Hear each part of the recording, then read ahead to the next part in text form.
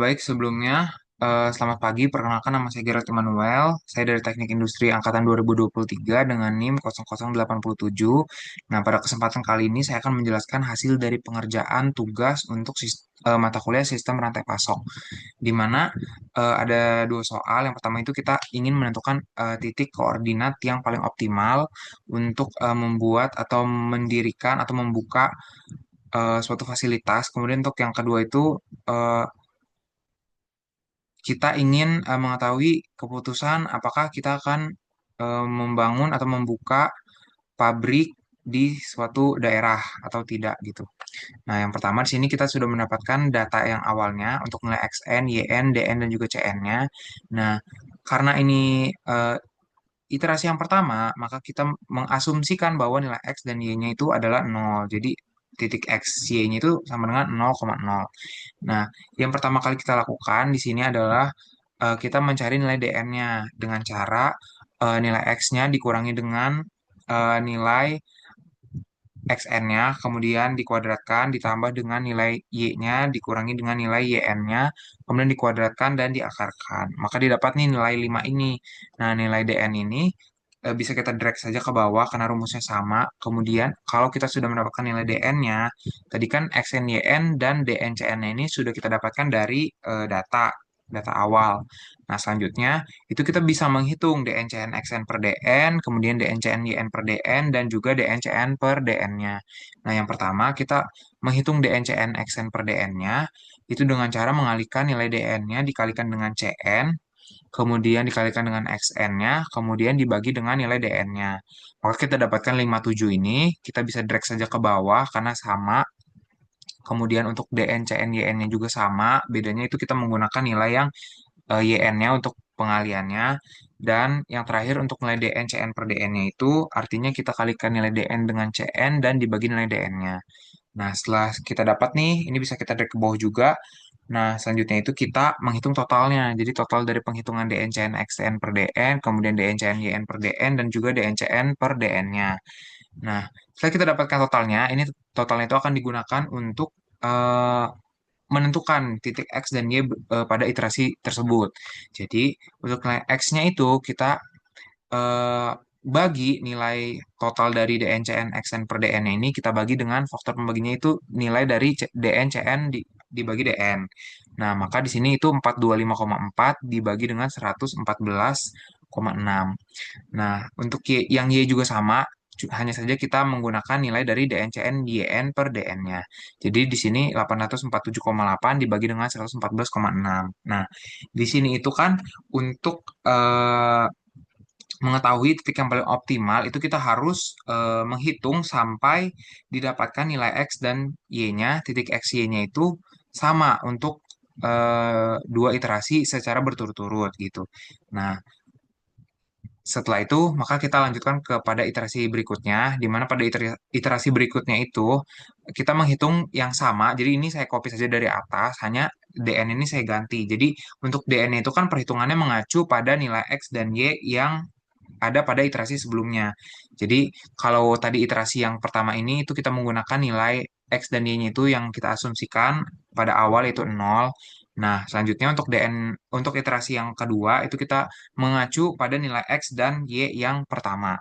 Nah, ini kita lakukan perhitungan yang sama sampai kita menemukan nilai yang sama. Nah, pada kasus ini itu saya mendapatkan nilai yang sama itu pada iterasi keempat dan kelima. Ini yang keenam itu saya lakukan untuk perbandingan saja. Jadi pada saat saya melakukan iterasi yang keempat itu saya mendapatkan nilai X-nya itu sebesar 4,1 dan nilai Y-nya itu sebesar 10. Nah, selanjutnya saya lakukan hal yang sama untuk iterasi yang kelima dan saya mendapatkan nilai titik yang sama. Jadi untuk X-nya itu sebesar 4,1 dan Y-nya itu sebesar 10. Nah, saya coba lagi pada iterasi yang terakhir yang keenam, ternyata nilainya juga sama. Artinya eh, ini merupakan titik optimalnya gitu. Jadi titik optimalnya adalah 4,1 untuk X-nya dan untuk titik Y-nya itu sebesar 10. Kemudian untuk selanjutnya itu kita membuat diagramnya untuk melihat visualisasi titik yang sudah kita dapatkan sebelumnya. Jadi kita tinggal buat berdasarkan titik yang sudah kita dapat dari hasil perhitungan. Nah, Mungkin sekian untuk soal nomor satu, bisa kita lanjutkan untuk soal nomor dua. Jadi untuk soal nomor dua ini sebelumnya saya mohon maaf, ini sudah saya kerjakan sebelumnya, namun saya tidak dapat mengerjakan ulang karena di sini untuk solver saya itu tidak ada fungsinya di tabnya. Saya juga bingung, jadi tadi saya sudah mencari caranya agar mengaktifkan solvernya. Sudah saya klik ke option dan saya tambahkan solvernya, tapi tetap tidak ada di tab fungsinya. Nah, maka di sini mungkin saya akan menjelaskan saja untuk soal nomor 2, di mana untuk soal nomor 2 ini itu kita nantinya di sini akan ada keputusan untuk kita akan mendirikan atau tidak gitu pabriknya. Nah, yang pertama itu kita menentukan di sini dari soal mungkin beberapa pabriknya, kemudian juga pasarnya apa saja, kemudian ada fixed cost-nya, kemudian ada kapasitas, permintaan gitu, dan jumlah yang didistribusikan gitu. Nah, kemudian yang selanjutnya itu kita menentukan amount supply-nya. Jadi amount supply-nya itu kita dapatkan dari, nah ini itu hasil dari pertambahan dari masing-masing supply-nya. Jadi dari eh, pabrik Serang misalnya ke 5 titik pasar ini itu totalnya berapa yang di-supply. Jadi itu bisa kita drag aja ke bawah. Kemudian untuk supply available per capacity-nya itu, jadi yang tersedia per kapasitasnya itu, ini kita dapatkan dari pengalian nilai kapasitasnya itu kita kalikan dengan eh, kolom YI-nya ini. Nah, harusnya kolom yang di bawah ini itu semuanya kosong kalau belum di-solve.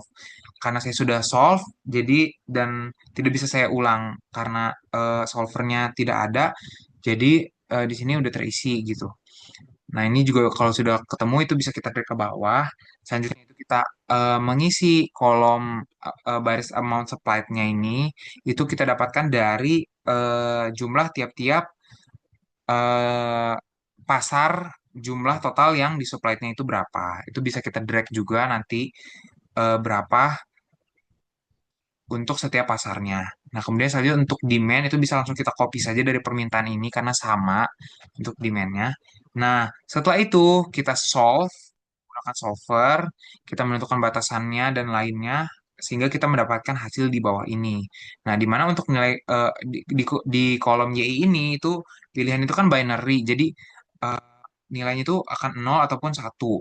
Nah, di mana kalau nilainya itu 0 artinya kita tidak akan mendirikan atau mengoperasikan gitu pabrik di tempat tersebut gitu. Sedangkan kalau satu artinya kita akan mengoperasikan pabrik di tempat tersebut. Di mana pada hasil kasus kali ini itu semuanya itu bernilai satu. Di mana artinya itu kita akan mendirikan atau mengoperasikan pabrik pada keempat lokasi tersebut, yaitu Serang, Cikande, Cilegon, dan juga Lebak.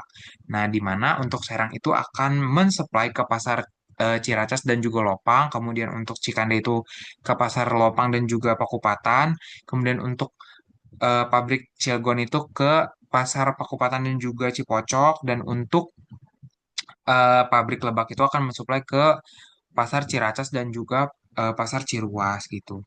Nah, setelah itu kita menghitung nilai objektifnya dari sum produk eh, nilai yang di atas ini dengan sum produk yang nilai pada tabel yang di bawah ini. Maka didapatkan hasil objektifnya itu sebesar 115.380. Mungkin cukup sekian presentasi atau penjelasan dari tugas sistem rantai pasok dari saya. Kurang lebihnya mohon maaf. Terima kasih dan selamat pagi.